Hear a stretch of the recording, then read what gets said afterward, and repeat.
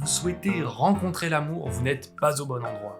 Par contre, si vous souhaitez réaliser une application de rencontre façon Tinder, je peux vous enseigner comment réaliser cet effet de drag and drop. Bonjour, bienvenue dans cet épisode spécial Saint-Valentin. Aujourd'hui, nous allons réaliser ceci.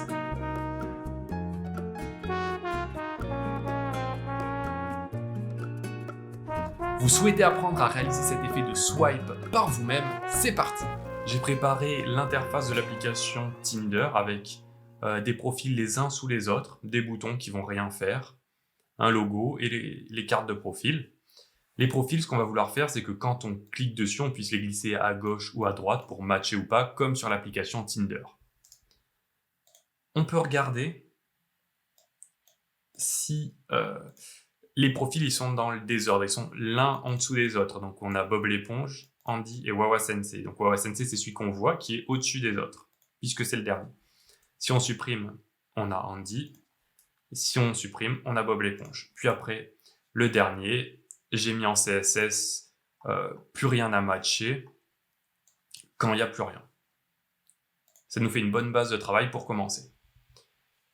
Tout d'abord, pour gérer le drag and drop, on va utiliser la librairie Hammer. Vous pouvez la récupérer sur le site hammerjs.github.io, je mettrai le lien dans la description. Dans le Getting Started, vous avez le lien vers le code minifié que j'ai récupéré et qui sera dans le code que je vais fournir. C'est ce qu'on va insérer dans les scripts de notre page ici.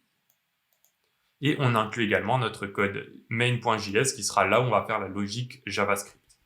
On va commencer par récupérer nos profils avec leur sélecteur profile. Puis sur chaque profil, on va appeler setup drag and drop.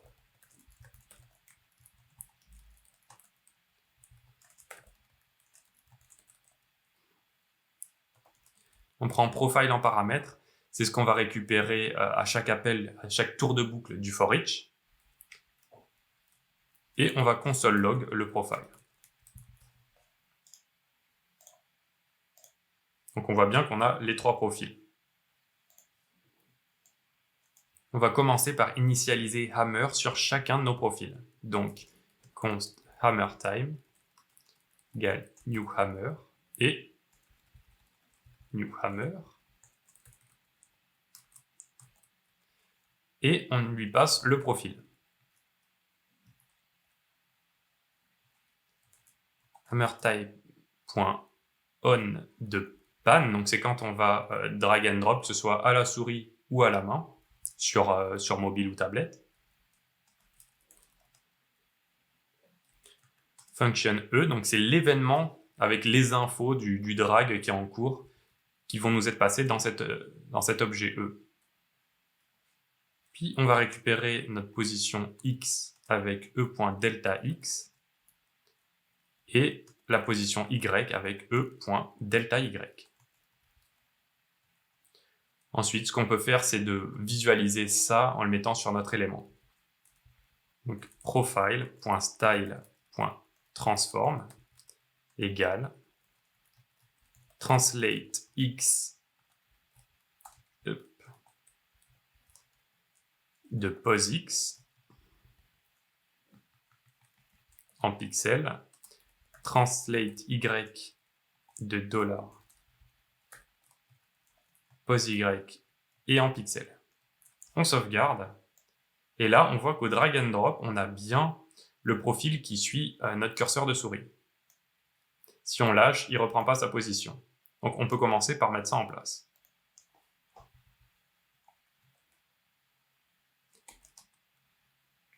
If e.isFinal, c'est pour nous dire qu'on vient de lâcher. Là, à ce moment-là, on va tout simplement retirer notre transform. Et là, on lâche, on a bien notre profil qui revient à sa position initiale. Ce qu'on va vouloir faire, c'est que plus on s'éloigne, plus la carte tourne d'un certain angle. Donc pour faire ça, on va déclarer une variable angle. On va en faire un pourcentage sur un angle donné. Donc on peut dire que le max angle qu'on va déclarer en const, ça va être 42. Et l'angle, il doit jamais dépasser 42. Donc ça va être e.delta_x sur 100 pour récupérer un pourcentage fois max angle. Et l'angle, on va l'utiliser ici avec angle et deg pour degré. On sauvegarde, on voit bien qu'il tourne, mais là, il va bien plus loin que 42. Pour éviter ça, ce qu'on va faire, c'est qu'on va faire mat.min entre e.delta_x sur 100 et 1, pour pas que ça dépasse 100%. Mais en négatif, on va avoir un problème parce que ça va donner moins 1, donc on sera en dessous de 100%. Ce qu'on peut faire, c'est faire mat.abs pour avoir la valeur absolue de e.delta_x sur 100. Donc là, il s'arrête à 42, mais à l'envers, il va dans le sens inverse, puisqu'on a utilisé la valeur absolue. Donc, si e.delta_x est inférieur à 0, donc on est sur une valeur négative, angle fois égale moins 1 pour l'inverser. Et là, dans les deux cas, on a bien l'angle qui change. On peut aller encore plus loin en essayant de rendre cette rotation plus lente. Pour ça, on va juste déclarer une variable qu'on va appeler smooth. On va la mettre par exemple à 0.3. Et notre delta x, on va le multiplier par ce facteur qui va faire que ça met plus de temps pour que la valeur augmente. Et donc, l'angle va changer plus doucement. Et toujours avec ce maximum de 42. Maintenant, pour la position y, on n'a pas envie qu'il puisse aller n'importe où. On veut que ça suive une traînée et puis que ça descende naturellement plus on est loin. Donc pour la position y, on ne va pas utiliser ça. On va commencer par utiliser posX. Ce que ça nous donne, c'est que ça suit, mais pas dans le bon sens. Donc, on utilise mat.abs pour avoir la valeur absolue. Et là, on voit que ça descend. Mais on veut que ça descende plus doucement. Donc, ce qu'on peut faire, c'est qu'on peut utiliser également la variable smooth pour que ça descende doucement.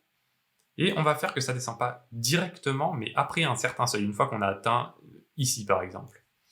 Donc, on va créer une variable qu'on va appeler threshold. Je le dis sûrement très mal. Et on va la retirer de notre position y.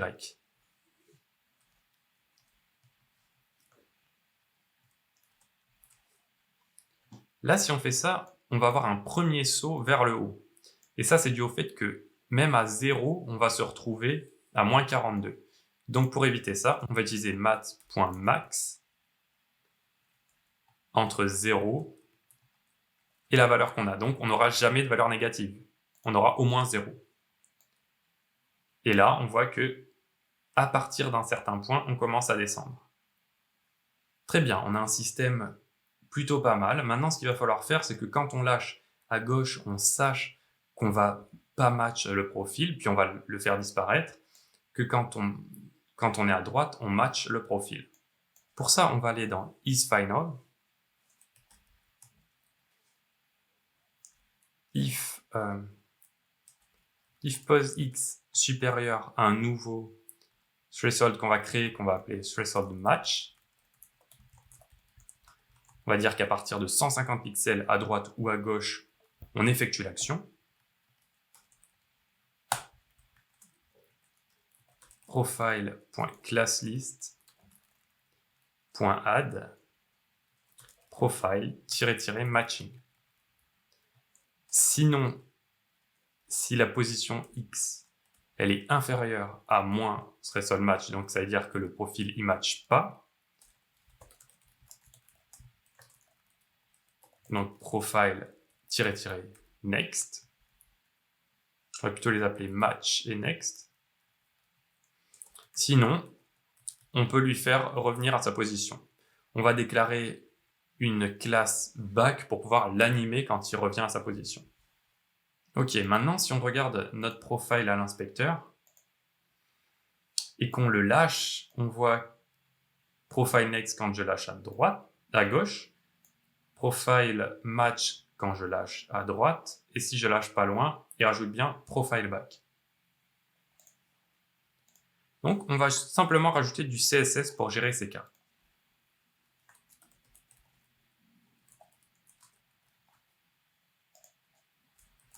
On va rajouter une transition de 4 millisecondes,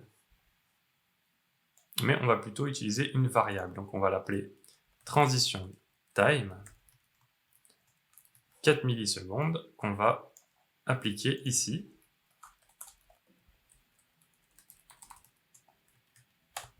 Et on va changer le transform. Et on va lui mettre un translate X à 1500 pixels, un translate Y à 600 pixels et une rotation à 90 degrés. Voyons ce que ça donne. Si je lâche à droite, on voit bien que le profil s'en va et il est animé. On fait pareil pour Profile Next.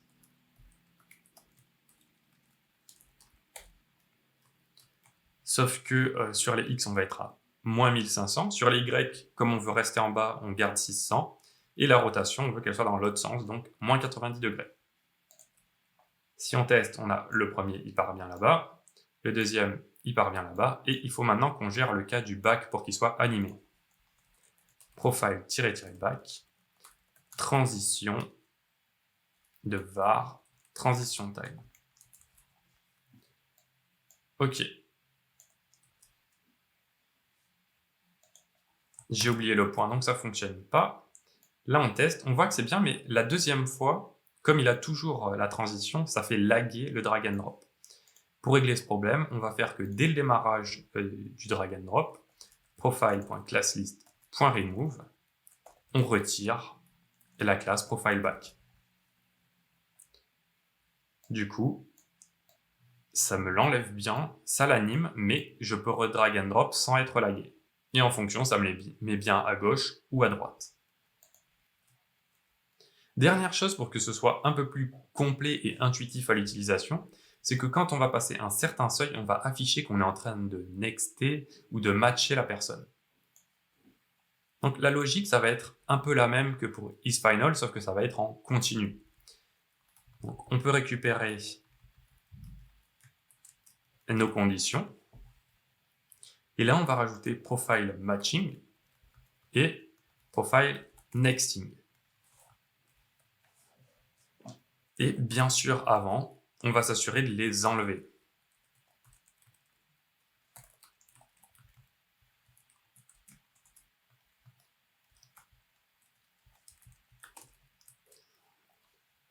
Du coup, là, passé un certain seuil, on devrait avoir profile-matching. On va regarder à l'inspecteur. On voit bien profile nexting, profile matching. Maintenant, on va faire le CSS pour afficher l'action qu'on est en train de faire.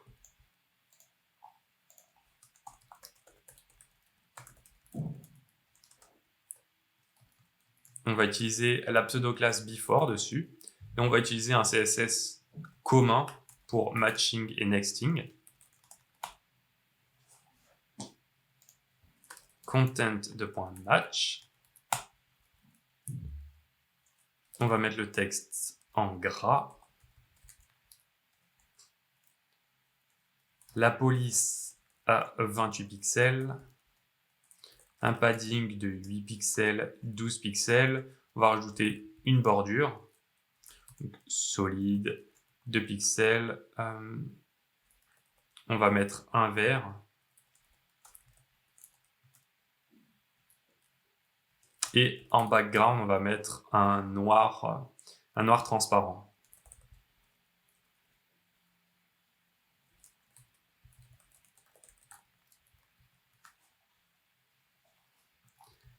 Pour le positionner, on va le mettre en absolute. Donc, en top, on va mettre 24 pixels.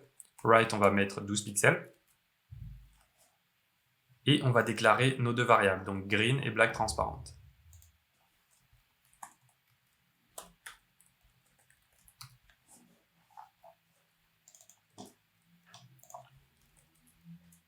Et black transparente RGBA, donc 0,00 pour du noir et disons 0,8 pour la transparence. Qu'est-ce qu'on a? Actuellement, on a match quand on est en train de le faire. On va mettre la couleur du texte en vert également.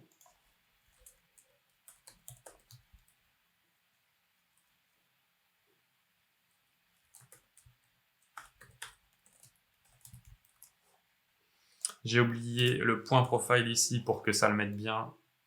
Ok, donc là, match.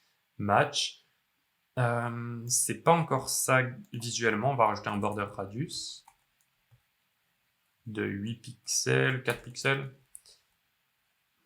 Et on peut le mettre en diagonale. On va dire 12 degrés.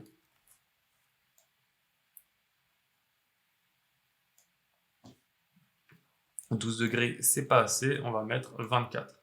Et donc là, en haut, dans le coin, on a bien que ça match. Sauf qu'à gauche, c'est pas censé matcher. Donc, on va customiser le CSS pour ce cas-là.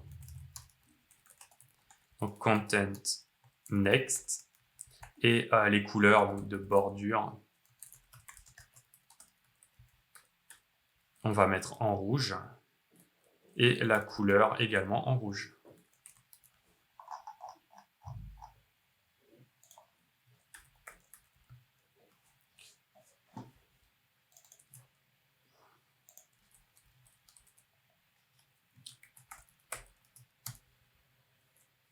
Et voilà.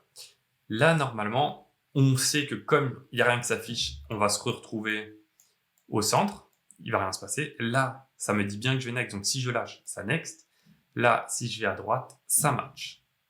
Merci d'avoir regardé ce tuto jusqu'au bout. J'espère que ça vous aura plu et que vous aurez appris comment gérer ce drag and drop qu'on voit sur l'application Tinder.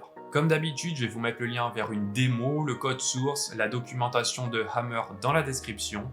N'hésitez pas à me donner vos ressentis, vos questions dans les commentaires. J'ai justement une question à vous poser, c'est que je souhaite faire une série sur Vue.js et montrer comment on fait un projet de A à Z en montrant à la fois le front-end et le back-end. Du coup, je voulais vous demander quel projet vous aimeriez me voir réaliser. Si la vidéo vous a plu, n'hésitez pas à mettre un pouce vers le haut, à vous abonner, vous êtes de plus en plus nombreux et ça fait énormément plaisir. Sur ce, je vous dis bonne Saint-Valentin, trouvez l'amour ou pour ceux qui l'ont déjà, chérissez votre bien-aimé et à bientôt.